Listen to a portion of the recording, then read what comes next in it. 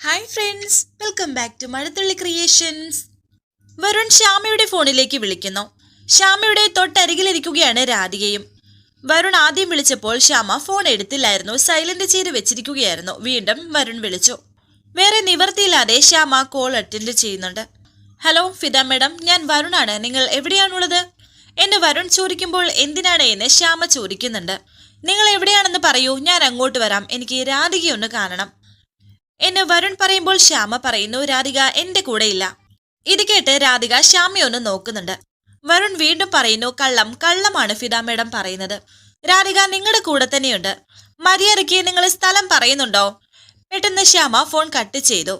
വരുൺ പറയുന്നു, phone cut ചെയ്തതിന് ശേഷം എത്ര കാലം ഇങ്ങനെ ഒളിച്ചു നടക്കും? ടവർ ലൊക്കേഷൻ നോക്കി നിങ്ങളെ സ്ഥലം ഞാൻ കണ്ടുപിടിച്ചിരിക്കും, നിങ്ങളുടെ അടുത്ത് എത്തിയിരിക്കും ഞാൻ. ഫോൺ വെച്ചതിന് ശേഷം ശ്യാമ രാധികയോട് പറയുന്നുണ്ട്, വരുൺ ഒരുപാട് നേരമായി എന്റെ ഫോണിലേക്ക് വിളിക്കുന്നു. വരുൺ മ്യൂസിക് സ്കൂളിൽ ചെന്നിരുന്നു. അവിടെ രാധികയുടെ പേര് പറഞ്ഞ് കുറെ ബഹളം വെച്ചു എന്നും കേട്ടു. എന്താ മോളെ ഇതിനൊക്കെ അർത്ഥം? രാധികയ്ക്ക് എങ്ങനെ പറയണമെന്നറിയില്ല. ഈ സമയത്താണ് ജയന്തി 2 ഗ്ലാസ് പായസവുമായി അവിടേക്ക് വന്നത്. അവിടെ ടേബിളിന്റെ മുകളിൽ വെച്ചു കഴിക്കാനായി പറയുമ്പോൾ ജയന്തി രാമചന്ദ്രൻ എവിടെയെന്ന് ചോദിക്കുകയാണ് ശ്യാമ ജയന്തിയോട്.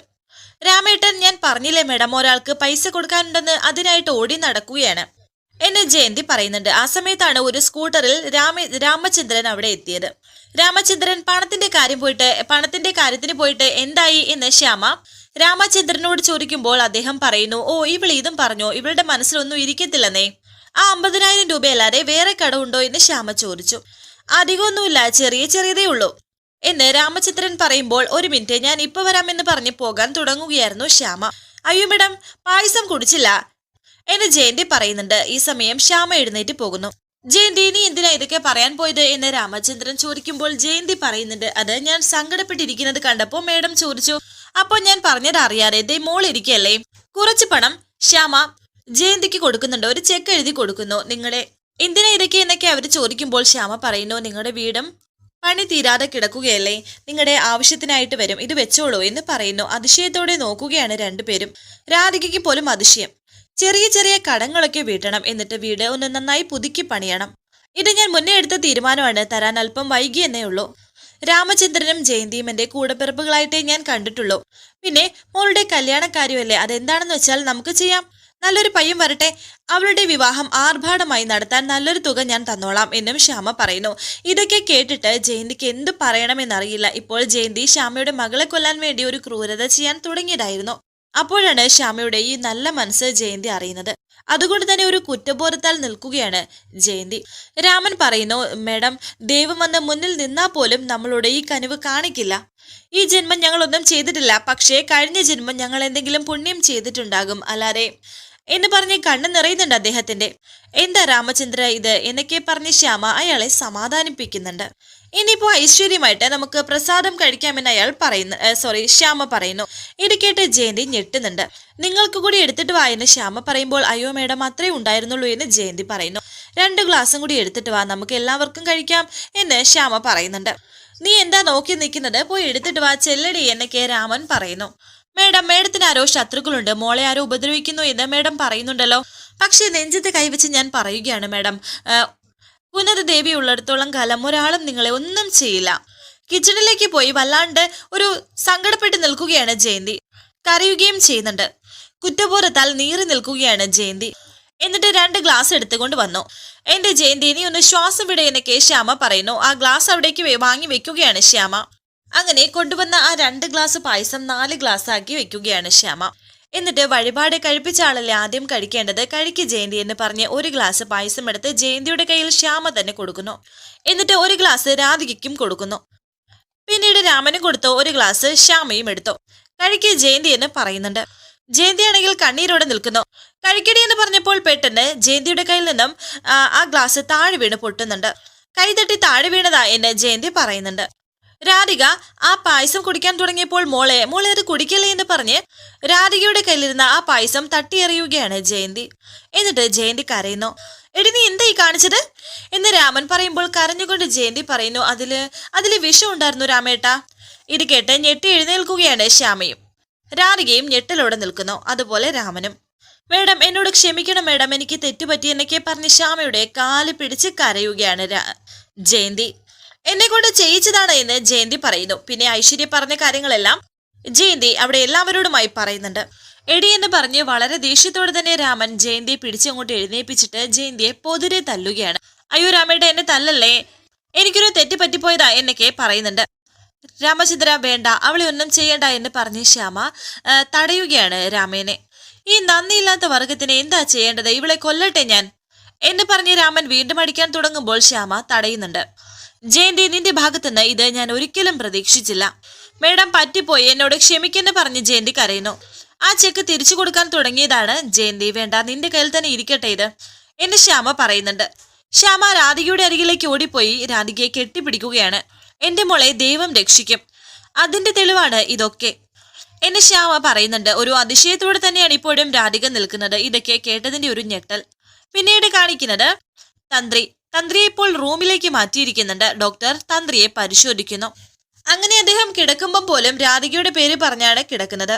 ഉറക്കത്തിലും രാധികയുടെ പേര് പറയുന്നു. ഡോക്ടർ പുറത്തേക്ക് വന്നിരിക്കുന്നു. എന്നിട്ട് യശോദയോട് ചോദിക്കുന്നു, ഈ രാധിക എന്ന് പറയുന്നത് ആരാണെന്ന്. യശോദ പറയുന്നു, മകളാണെന്ന്. ദേവനാരായണന് ഇതുവരെ ഓർമ്മ വന്നിട്ടില്ല. പക്ഷേ ഇടയ്ക്കിടയ്ക്ക് ഓർമ്മ വരുമ്പോൾ ആ കുട്ടിയുടെ പേരാണ് ഉരുവിടുന്നത്. ആ കുട്ടി എവിടെയെന്ന് ചോദിക്കുന്നു.